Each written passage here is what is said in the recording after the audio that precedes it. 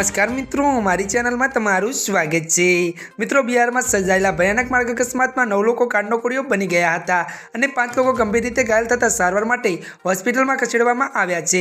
राज्यना मगेर जिल्ला में झूला गाम पासे आ सर्जायेला भयानक मार्ग अकस्मात में प्राथमिक विगतो प्रमाणे नेशनल हाईवे 30 पर रोंग साइड में धसी आवेला एक ट्रके सामेथी प्रवासीओनी साथेना टेम्पोने जोरदार टक्कर मारी हती।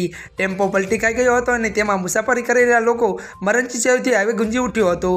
दुर्घटना स्थळे 8 लोकोना मौत निपज्या हता, ज्यारे एक व्यक्तिने होस्पिટલમાં दम तोड्यो હતો।